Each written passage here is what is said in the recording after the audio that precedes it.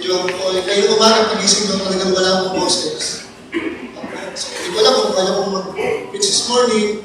Kaya nga, nakiusap ko kasi sa ating preacher na if ever na hindi ko makaya, ba ako, siya magtutuloy ng ating mensahe kayo umaga. Pero siguro okay naman yun. Narinig naman yung boses ko.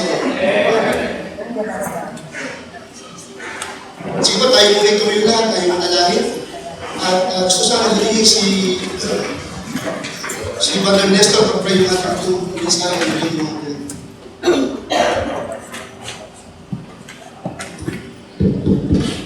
Let's pray. Salamat po Panginoon sa pagkakas sa Panginoon. Nabigyan natin ito sa Panginoon. Muli ito ang mensahe ng aking kayo. At muli nabigay sa akin ng Panginoon. Ay mga Panginoon, patulungan din kami ang puso ng Panginoon na natutulungan at tumutulungan sa itang Panginoon. Kaya sabihin ko ang Panginoon, kung hindi ito ang mensahe ng Panginoon sa akin ito, Panginoon, patupahan ng Panginoon, hindi ang mensahe ng dati ni Pastor sa Panginoon. Kailangan naman yung patuloy para Panginoon. Kaya naman kami ito yung mga pa sa iyo, Panginoon. Ang patuloy salamat po sa pagkakas ito. Diyan muli kami, Panginoon, na mensahe ng Panginoon sa mga ito. Amen. You may take your seat. Doon tayo po ay nakarinig po ng mabuting balita na ang ating Panginoon sa mga kasalanan, siya po ay inilibing at siya ay nabuhay ng muli. At sa Bible says, ang sino man sa kanyang mananampalataya, hindi na makakapagkaroon siya ng buhay na at ating tinanggap yung tinuturo ng Biblia ay naligtas at karoon tayo tinatawag ng buhay na nalagyan. Pero this morning, ang tanong ay, nung ako'y naligtas, can a saved person ever lose his salvation? Pwede ba ang isang taong naligtas ba ng Alfred ay mawala pa ang kaligtasan? Kasi may mga tricky verses sa Bible na kung hindi mo pag-aaralan, maaaring magkaroon ka ng doubt. For example, the Bible says sa Matthew na ang hindi magtiis hanggang wakas, sa the Bible says, ang magtiis hanggang wakas, siya ang maliligtas. Pero hindi binigit sa Biblia na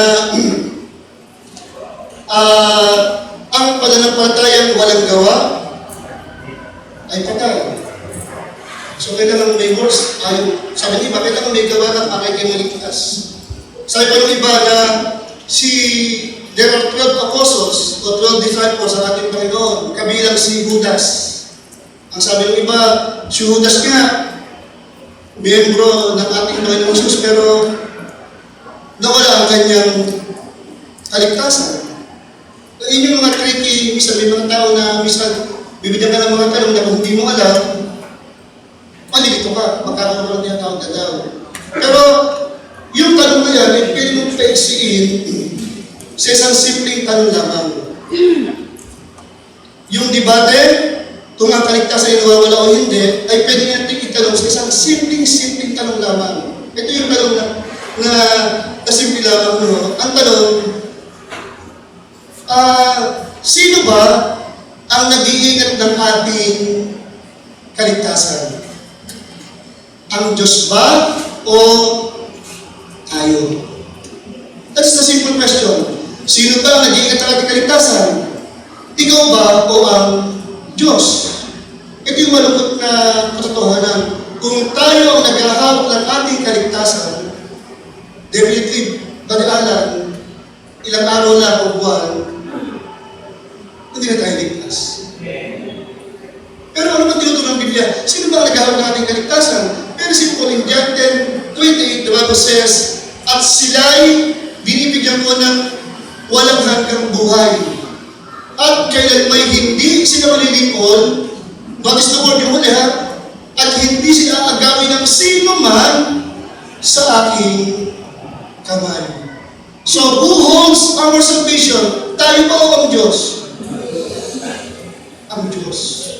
And the Bible says in 1 Peter chapter 1, verse 5, maganda itong verse ito, ito sa mga favorite verse ko na talagang mag-aalis ng doubt na ikaw ay na pwede mong wala ang kaligtasan. Sabi ng Biblia, who are kept by the power of God through faith unto salvation, ready to be revealed in the last time. Kaya kung ang tanong nila ay, pwede ba bang mawala wala ang kaligtasan? What is the plain answer na pinapakita ng Biblia? Hindi na pwedeng mawala. Kaya sabi ng Biblia, ang kaligtasan po cannot be lost. Why? Number one, God's power keep us safe. Who are kept by the power of God. Yung kapangyarihan ng Diyos ang nag-iingat ng ating kaligtasan. Pangalawang bagay, salvation is eternal.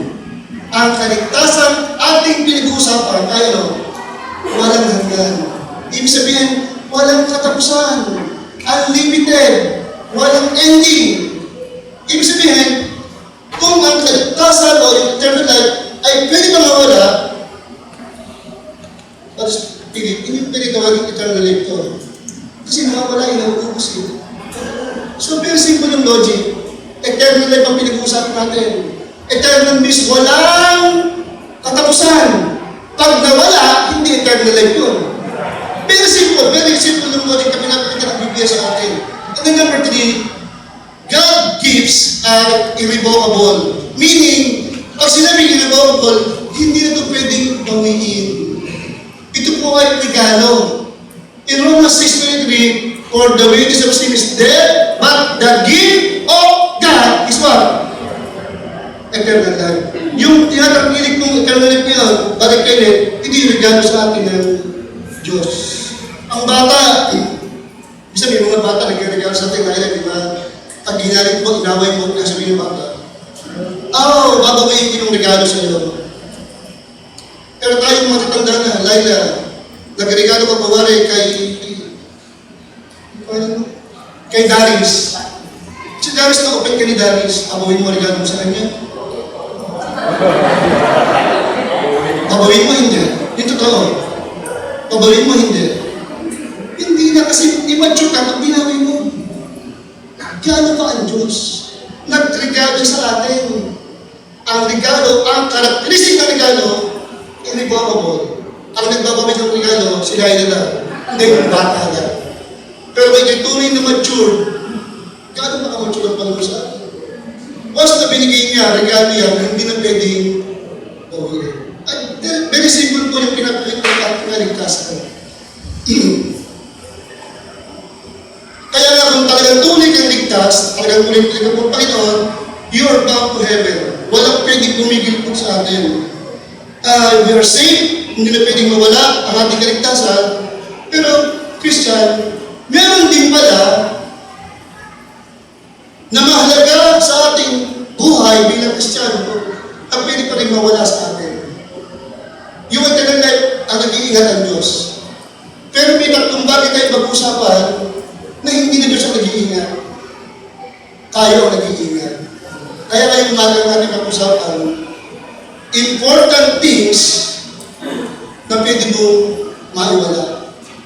Tatlong bagay lang ito. Tatlong bagay na mahalaga na pwedeng maiwala ng isang mananampalataya. 2 John 8, ating sa ating mga Biblia, sa book of John, o 2 John 8. Meron po dyan pinapakita na responsibility ang Panginoon sa atin. Sabi dyan, look to yourselves. Tignan mo yung sarili, ingatan mo ang sarili mo, that we lose not those things which we have wrote, sabi po ni John. Tignan mo, be watchful sa iyong sarili na wag mo itong maiwala. Ating kita na, kanina yung kaligtasan ang nag-iigat ng ating Panginoon, hindi na pwede kumula. Pero meron pa rin pala tatlong bagay na tayo naman na nag-iingat sa sarili na pwede isang araw, maaaring nasa iyo ito, o maaaring wala pa, na pwede nating mawaglit bilang isang mananampalataya. Number 1, tignan po natin.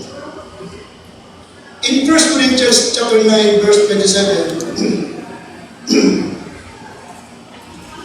1 Corinthians 9:27, the Bible says, sabi po ni Pablo, but I keep under my body, iniingatan ko sa aking katawan, meaning, kanyang dinidisiplina disiplina ang kanyang katawan. At sabi niya, and bring it into subjection. Kanyang disiplina, kanyang ninokontrol. Sabi niya, baka sa ibang pagkakataon, lest that my enemies, pag ako'y nangaral sa iba, ay maging castaway. Baka pag ako'y nangaral sa iba, pag nasira ko yung aking pagtotoo, ay hindi nila ako paniwalaan. So number one, ano yung pwedeng mawala sa ating study na ayaw nag-iingat? Number one, makinig our influence. Yung ating influence. Isa po sa dahilan kung bakit may mga tao tayo natin sa Panginoon, huwag natin kakalimutan, yes, hindi sila ng Word of God. Pero napakaraming bahagi ba na study ng influensya natin sa tao natin mga kinakausap. Narito ko magandang halimbawa sa ating puro. Nung nag-start si Brother Bobby dito, kanyang nadala sa ating puro. Nung si ating puro po ay naligtas, ating puro, sunod-sunod, di ba? Si Nerape, Diesel, Jelsi, umabot kay Romel, nandiyan sila Lance, sila, hindi ko tayo ng pangalan, napakarami ng Jesus. Because of what? Kasi pwede bang tumayo yung lahat ng partido ng Jesus? Sige lang, bakit sige. Kasi puro, sige tayo lang.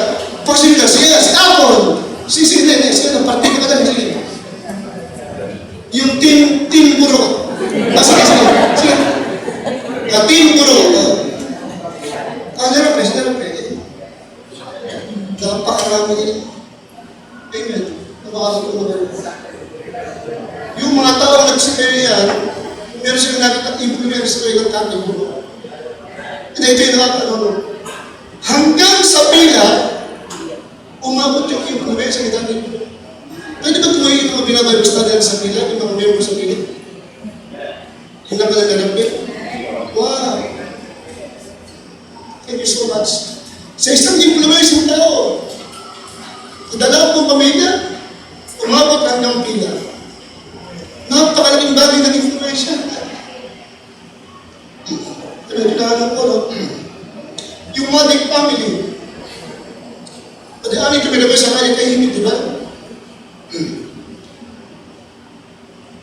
May mga tao doon na nakatagal na nakatingin sa kanila. Every Sunday, may dala silang Biblia, buong family, they go to church. Uuwi sila. Maaaring yung mga kapitbahay may nakikita kakaiba sa pilang ito. Kung invite si Brother Stanley, inimit kayo na Brother Barney, sumama ka, di ba? Oy, Binso, nakita ka na Brother Barney, sumama siya. Nasa ibang tao ito.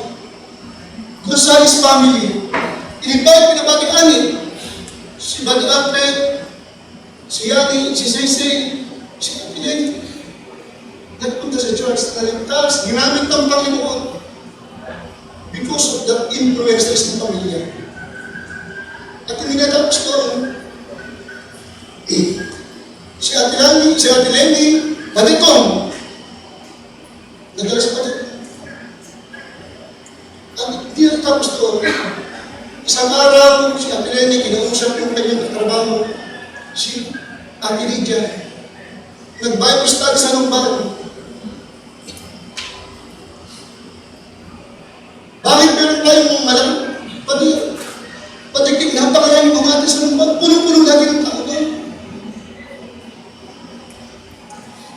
Nagsimulat ng isang influensya.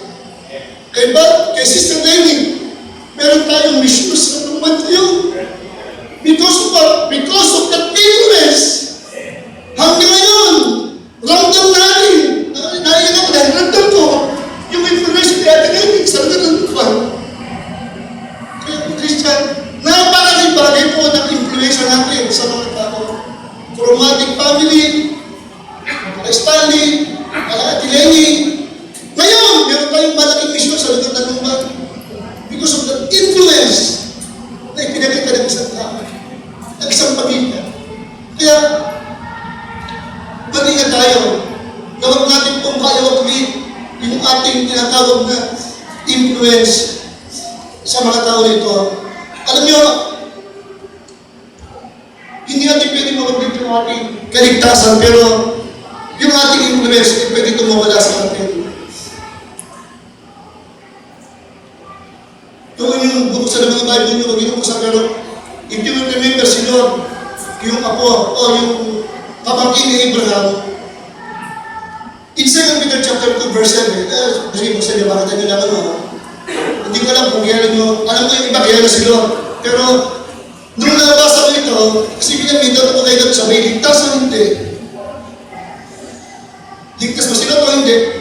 But in 2 Peter chapter 2, verse 7, kinonfirm ng Bible na si Lord tayo nun. Siya'y ligtas. Why? Tinawag siyang matuwid na Lord sa King James, righteous, matuwid na Lord ang tawag sa kanya. Meaning, si Lord, pag pinagalaw ang buhay niya, number 1, siya'y ligtas. Pero isang araw, yung kanyang tinitirahan na lugar, Sodom and Gomorrah, ay kailangan ng puksain o liputin ng ating Panginoon. Sino, mahal na kanyang family, gusto niya yung family niya maligtas, huwag madamay sa judgment ng Panginoon. Gusto ko natin yung talata sa Genesis chapter 2, Genesis 19:14.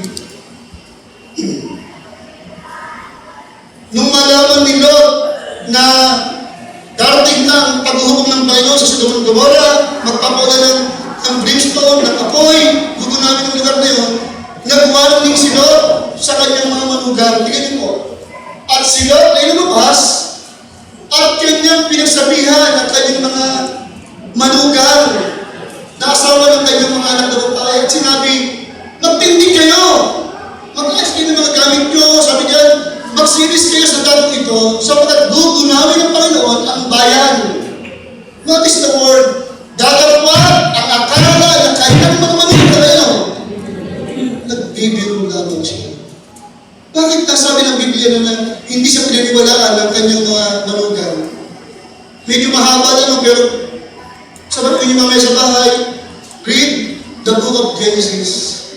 Makikita mo kung anong uri, sa siya, pakita mo kung anong uri ng mananampalaya, sino? Napakapangit, napakasama ng kanyang testimony. Save siya, but he lost his what? He lost his influence. Huwag sanang mangyari na tayo mga lumataya ay mawala yung ating alat, yung ating liwanag sa sanlibutan na ito. Huwag sanang mangyari na isang araw, meron mga taong inaaya sa Panginoon, kinakausap, ay hindi maniwala sa iyo. Kasi alam nyo, malaking bahagi sa influence, yung ating tinatawag na testimony. Sa pagkalan yung ating patotoo. Ano ba yung patotoo? Ito yung kung paano ka magsalita. Ano yung mga lingwaheng ginagamit mo bilang isang Kristiyano? Ito yung paano ka kumilos. Ikaw ba ay haliparot? Ikaw ba ay kire? Ikaw ba ay nakaspam? Ang tawag ng testimony. Ito yung paano mo tratuhin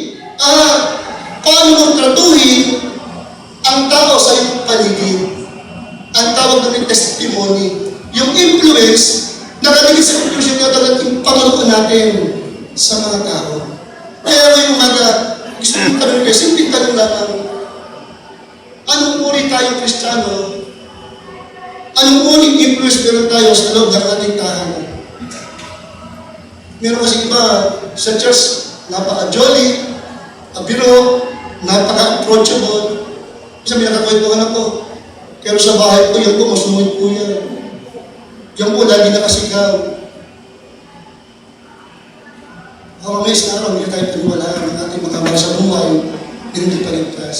Kaya tanong, paano mo ipakita ang testimony mo sa iyong tahanan? Sa iyong pinapasukan ng opisina? Sa school na iyong pinapasukan? Alam mo yung pagtoo? Pag meron nagsabi na mga Kristiyano sa mga kapitbahay mo, ipagtanong kung anong uri kang kapitbahay, anong sasabihin nila? Meron ba kayo influence sa ating mga kapitbahay? O baka pinagtatawalan tayo? Pag sa ating may dalang Bible, pero pagka Lunes, anong dala natin? Baka may mga ano tayo dala. Christian, uso-uso ngayon yung social media. Nag-iingat kayo sa pagpuposisyon. Christian tayo. Napakalaking influence ng social media sa atin. Yung pinopost mo sa Facebook, malaking influence sa mga tao. Kaya mag-iingat ka na may focus mo lang. Baka nakita ka lang, susunod mo ito, nag-tiktok ka. Okay, may mga pinopost ko doon na mag-iingat tayo. Huwag natin iwala yung ating magandang paratoo para isang araw, pag tayo nagsalita sa kanila, kaya nila ba ni Arnie, mula kay Banistani, kay Atleti, hanggang sa lupa, nakaabot yung magandang influence.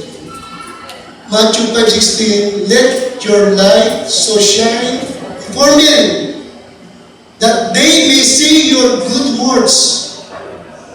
And what? Glorify your Father, which is in heaven. Christian, let your light shine sa mundo ito.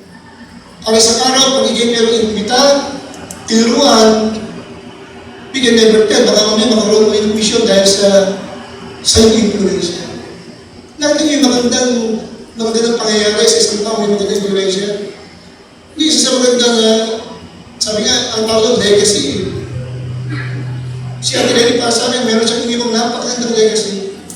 Malaking bahagi yung kanyang pagkatao sa lugar ng lupa. Totoo ito, kung walang Ate Lenny, walang tayong mission sa lupa. So, ingatan niyo yung influence. At kung walang matic family, walang Ate Lenny. Nakita niyo, influence. Huwag niyong iwawala. Kaya ingatan niyo yung ating mga patotoo. Gusto ko lang isingit ito, no? Minsan tayo very baka maposible ko, no? Sa mga tindahan, sa mga sales lady, sa punta ka ng Jollibee, bibili ka ng ano, paano mo itrato ang mga sales lady? Minsan usungin natin.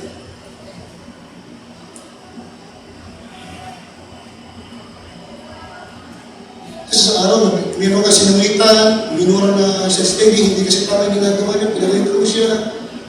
Isang araw, wala ako yun, nagtulog ko sa Sunday school, meron ako inaway na siya steady. Isang araw na ito, kasi kung ba, di alam mo kami, inaway na siya steady.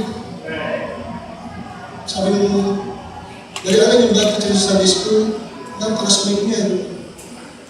Nung tinaruan, isi Satana, hindi tumanggi. Why? Because of our influence. Ingatan niyo ang pagkatawag sa mga tao. Isang parang malalaki, para ba hindi ka ito, isang iba yung isang iba tayo sa church. Pagdating sa labas, huwag sanang ganun. Ang aking nakita sa Biblia yung word ng meekness. The word meekness, the word humbleness. That is the fruit of the Spirit. Dapat na sa akin, huwag kang maging basura. Huwag kang panaaway. Why? Sabi ni Biblia, sabi ni John, huwag mo sana itong maliwala. What is that? Our influence. Our influence. Napakalaking bagay po ito. Paano mo patuloy naman yung mga kasambahan? Isang meron tayo para pagpilihan natin, mataas na tayo eh. Huwag naman.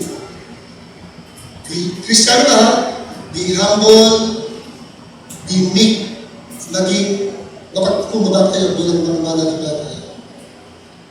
Anong bagay po na huwag natin hayaan mawala.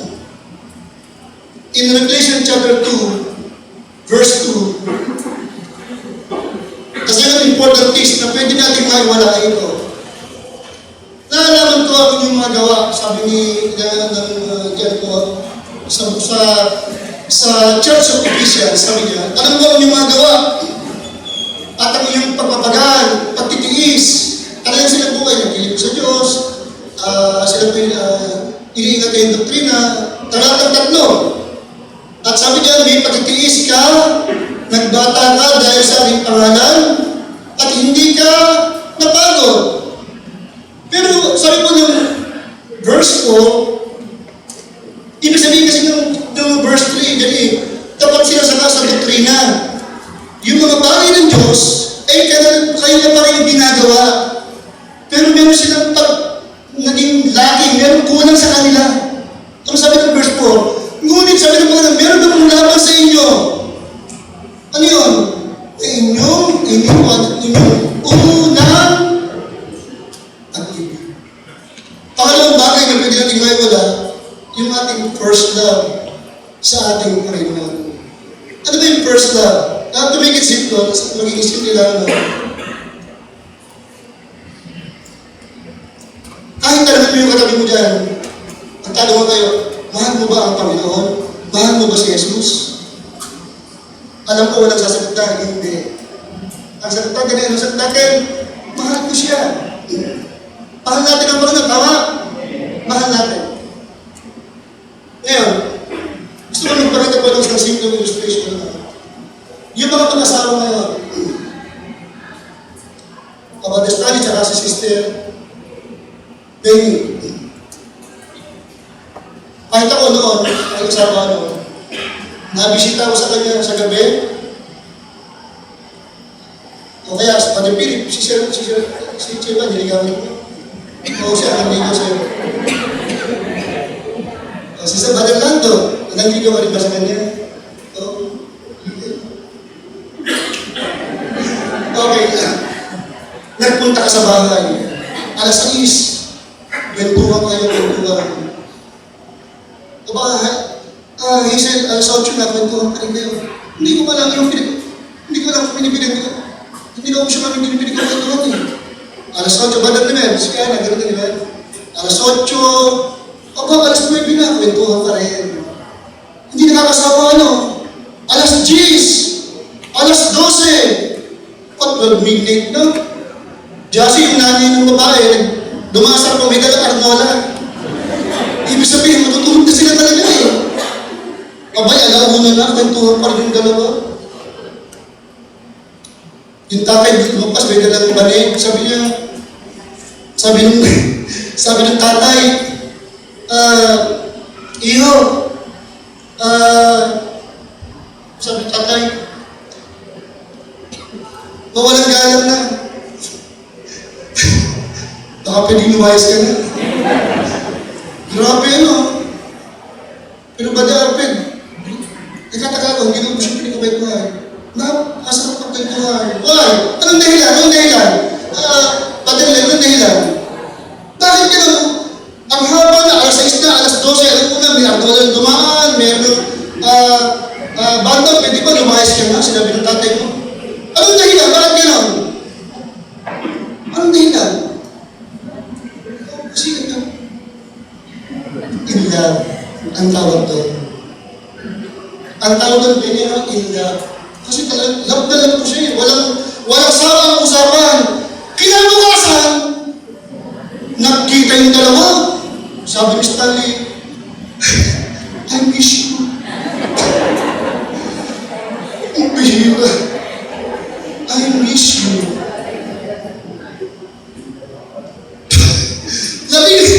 Labing dalawang oras sa kwentuhan kahapon, si Sir Maggie, kung nagkita kayo na umagahan, magja-jogging sila eh. Basta ni Stanley, baby, I miss you. Ang bihira, buhay naman. Ngayon ka lang, ito true story naman. Totoo naman, pati John, totoo hindi. Sa akin, totoo. At naman, totoo hindi. Huwag kang hihintay, pati ka kayo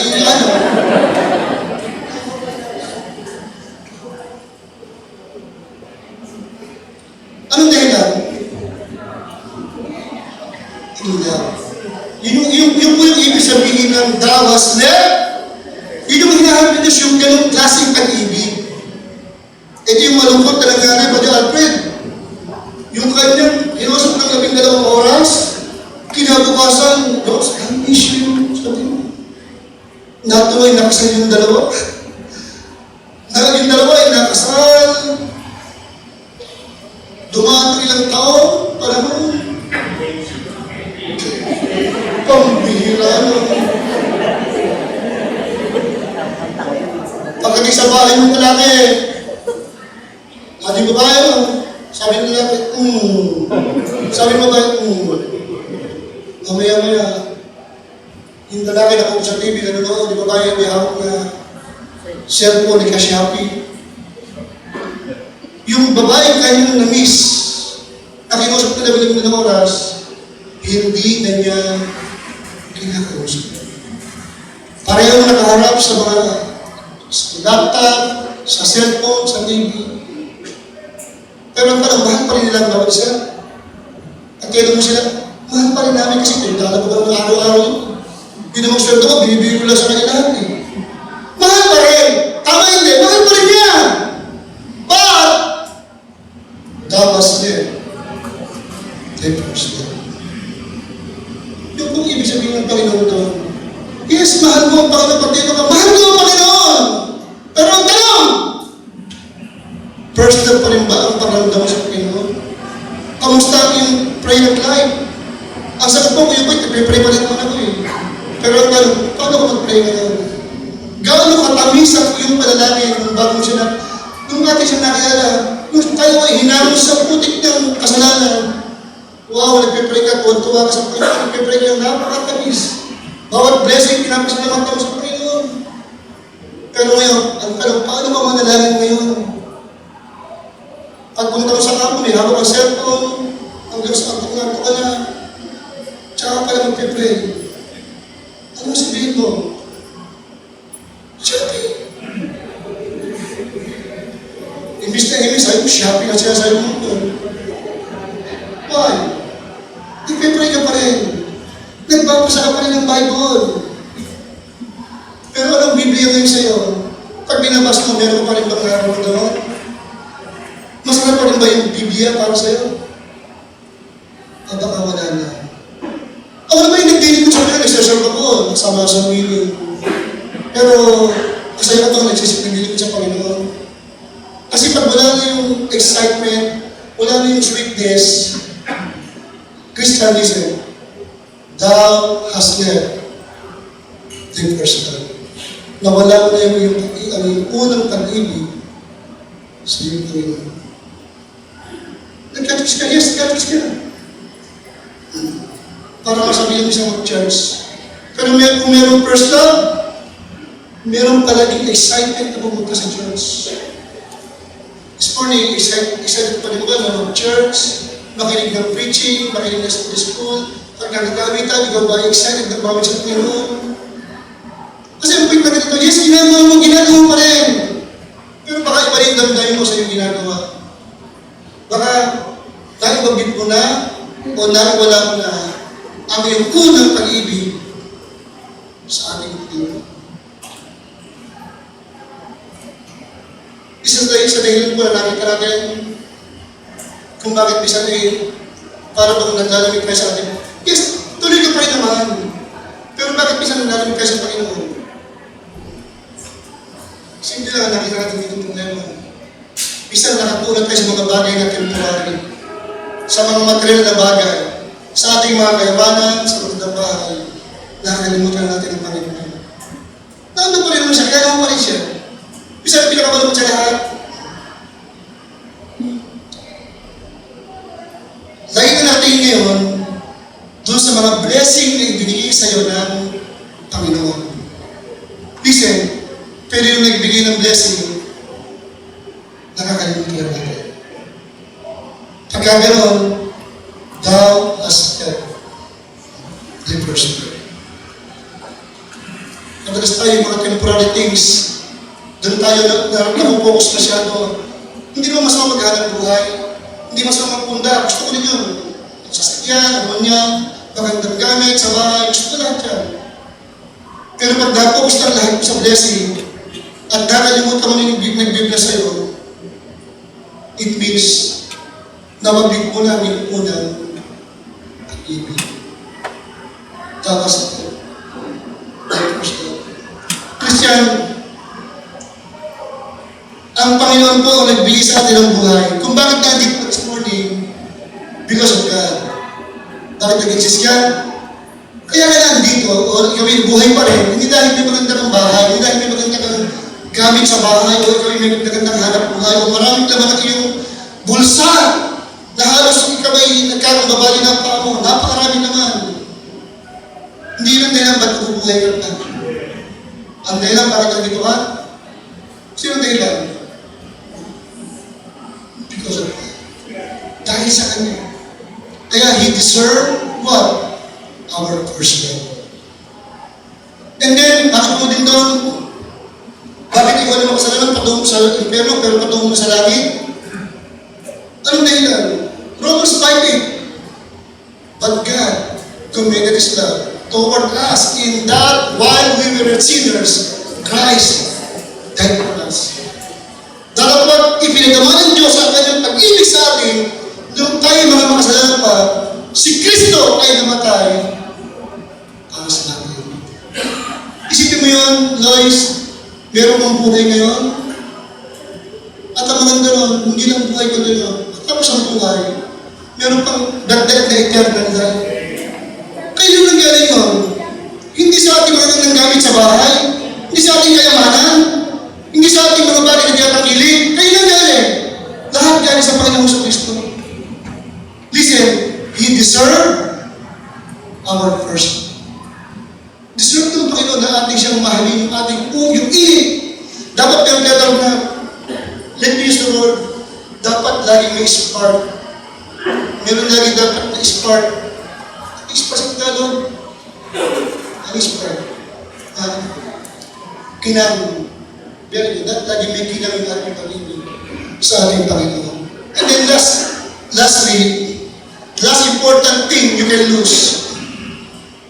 In 1 Samuel 13 verse 14, 1 Samuel 13:14, dito po si Jason ay merong pinagawa ang Panginoon sa kanya, pero si Sir Glenda, kanyang gumawa sa sarili ng diskarte. Kaya ang Diyos ay nag-decide, sabi po niya kay Samuel, but now, sabi niya kay Saul, but now thy kingdom shall not continue. Sabi niya kay Saul, ang iyong paghahari sa Israel ay hindi naman papatuloy. The Lord has sought him a man after His own heart. Kasi ang Diyos, naghanap ng tao mula sa kanyang puso. Sino yun? Sino yung tao kanyang nahanap pamalit kay Saul? Very good si David. Nakita mo yung ginamit ng word dito, Lois? The Lord has sought His man after His own heart. Kaya nga si David, anong tawag kay David? A man after God's own heart. Galing sa puso ng Diyos. Pero sa katabi ni David, sa kanyang kagitingan, meron po siyang nagawa, Brother Arnie, na hindi maganda sa harapan ng ating Panginoon. Siya po'y nakapag-commit ng adultery. At sabi po nito, para matagpan yung kanyang pagkakasala, Brother Darius, gumawa siya ng paraan para yung asawa ni Bathsheba na si Uriah ay mamatay sa digmaan. Di ba nakalagay nakalagay doon? Sabi ni David sa kanyang kapitan, sige, makapaglaban kayo. Pag marami ng kalaban, si Uriah, iwanan nyo. Grabe ito. Anong dahilan? Para mamatay si Uriah sa digmaan. Para naman yung kamay ni David malinis. Namatay si Uriah na asawa ng kanyang naging tapos sa kabit. Sa kanyang kabit. Para malinis yung kanyang ginagawa pagkakasala, di ba? Ngayon, akala ni David ay kasi hali siya, walang pwedeng mag-review sa kanya. Kaya niya itago yung kanyang nagawang pagkakasala. Hindi ka, si David tinawag, a man after God's own heart. Mahal siya ng Diyos. At very plain, ha? Si David ligtas. Same siya. Ngayon,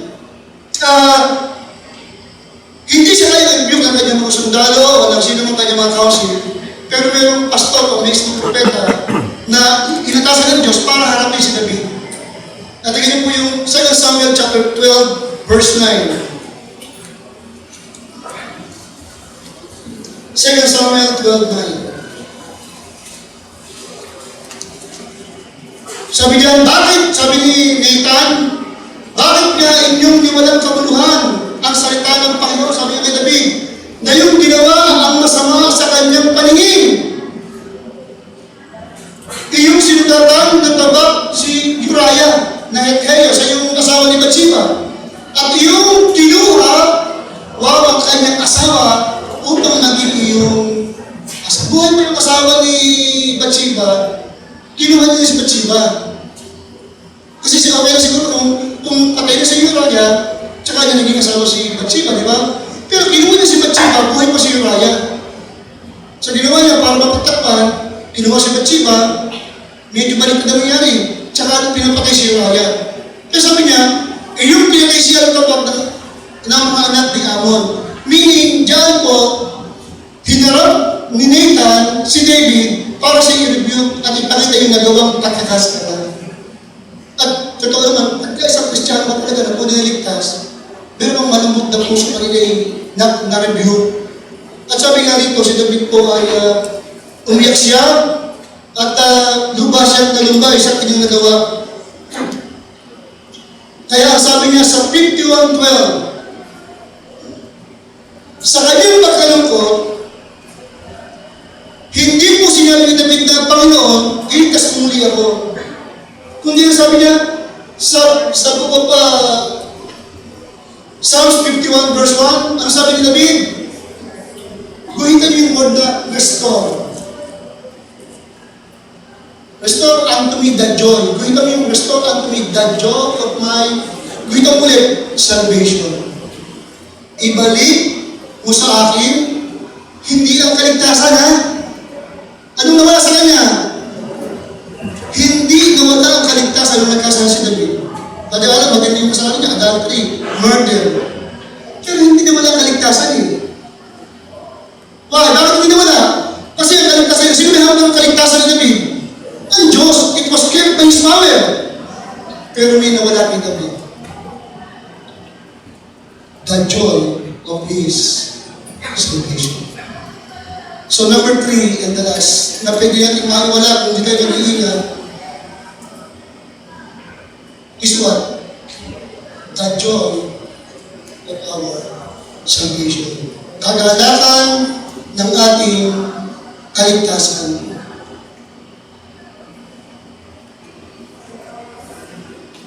Anong naging sanhi? Bakit nawala ang kagalakan? S-I-N. Sin. Kasalanan. Christian, ngayong umaga, minsan maaaring kata-kata, bakit? Para hindi ka na masaya sa Panginoon. Parang pili ko, parang ang bigat ng kami ng Diyos sa akin. Christian, search yourself. Sabihin mo sarili mo. Bakit mabigat ang kami ng Diyos niya? Bakit parang ang layo mo sa Panginoon? Anong dahilan? Tignan mo sarili mo. Baka meron diyang nakatagong kasalanan. Baka meron diyang iniingatan ng kasalanan. Pinagkakaalagaan mo ng kasalanan. Tandaan mo, once na nagkasala siya, tignan po yung book of Psalms 66:18. Ito po yung magiging consequence kung tayo po ay mag-aalaga, mag-iingat, magtatago ng ating kasalanan sa harapan ng Panginoon. Ano sabi ng Psalms 66:18? If I regard, kung ako'y magtatari ng kasalanan sa aking puso, the Lord will not hear me. Yung salvation natin pa rin, pero ang naputol, yung ating fellowship sa ating Panginoon. Wala na yung pag-aalakan. Totoo naman, tanggapin natin. Ang sabi ng Biblia, di ba? Mayroong joy procession ng kasalanan. Ang kasalanan, balikin, huwag tayo maging plastic, ha? Masarap ba? Masarap ba? Hindi. Kaya natin ginagawa kasi masarap, eh. Pero it is po season. Kung talagang ligtas ka, may enjoy ka. Totoo, huwag kayong maging plastic. Totoo, masarap pagkasala. Kaya ang mga ginawa para ma-enjoy ka, eh. but you will enjoy, kung talagang ligtas ka, you will enjoy proseso. Kasi ligtas ka eh. Nasa yung Holy Spirit eh. And bawat araw, you will feel all the burden. Napakabigat ng iyong ginagala. Merong guilt na tinatawag. Mabigat. Ramdam mo na, naiingat ka ba, baka paluin ka ng Panginoon. Di ba? Hindi ka gawin uneasy. Baka bigla, nagdadrip ka, wala ka ginagawa, baka bigla bumabang ka. Baka paluin ka ng Panginoon. Magpapacheck up ka, baka umamati ka sa tiyan. May takot ka. Why? Because of sin. And because of that, dahil sa takot mo, uneasy ka, anong nawala? Nawala ngayon kagalakan ng iyong kaligtasan. The joy of your salvation. Alam niyo, ang Bible very plain. Paano ko ibabalik yung aking kagalakan sa Panginoon? Napakasimple ng Biblia. Kaya, tuloy natin po yung, bago sabihin ito yung verse 12, 51 verse 1. Sabi po ng 51:1, sabi po din na David, mahabag ka sa akin, have mercy upon me, O God, according to thy loving kindness, according unto the multitude of thy tender mercies. Sabi ni David, pawiin mo ang aking pagkakasala. Sabi ng verse 2, wash me thoroughly, lubos, from my iniquity, and cleanse me from my sin. At sabi ng verse 3, hindi maganda eh. For I acknowledge my trust. Aking tinatanggap na ako'y nagkasala sa iyong harapan. So ang tanong ni, gusto kong ibalik ang aking dating sigla sa Panginoon. Gusto kong i-restore ang aking kagalakan sa Panginoon. Very simple yung formula ng Biblia. Anong formula ng Bible? Confession. In 1 John chapter 1 verse 9, kung ipapahid ang bibig mo ang iyong kasalanan, ang ganda ng kasunod na sa itawag, siya'y tapat at banal, kanya kang kapatawarin sa ating mga kasalanan. At yung pinakamasarap sa lahat. At tayo'y pinilisi sa lahat ng ating kalikuan. Pag binasa mo yan, nakita mo talaga na kakaiba ang ating Diyos. Very merciful. Napakamahaba po na. Di ko na nagkasala na wala kagadakan, gusto kong balik. Ay, yung ginamit na word, kanina ni Badaralan, yung word approachable. Yan yung ating Diyos. Paglabi ko sa akin, Lord, nagkasala ko, patawarin mo ako. Patawarin mo ako. Sa Biblia, tayong tao, minsan pagka nangyari nga, patawarin mo ako. Hindi, ganit pa rin ako, mamaya ka lang umamit sa akin. Pag ganun tayong tao, minsan naman, sige, pinapagawa kita, pero hindi ko kakalimutan yung ginawa mo, ha? Ganun tayong tao eh. Pero iba ang ating Diyos eh. Once na lumapit sa kanya, Miguel, at nagkampis ka na kasalanan mo, kung sa Biblia, siya'y faithful, tapat, at malinano, kanya kang patawarin. At ang maganda yung madamli eh. Matapos yung patawarin, pinalimutan ng Panginoon. So how to restore the day of salvation? Confess your sin and accept His forgiveness. Number 3, start anew. Magsisimula ka uli sa Panginoon. At Christian, ikaw ba ngayong umaga, kung nagkaroon ka kasalanan? Hindi mo pwede pagtago ng Panginoon. Alam niya ang lahat ng bagay. Restore the joy. I-confess mo yung kasalanan. At yung gusto mong mangyari, tanggapin mo yung kanyang pagkatuwa. Kasi minsan tayong tao, kasi nga, minsan tayong tao dahil na lagi, ang Diyos parang kinukumpro natin sa ating sarili lagi na magkakatawad ako pero doon pa rin.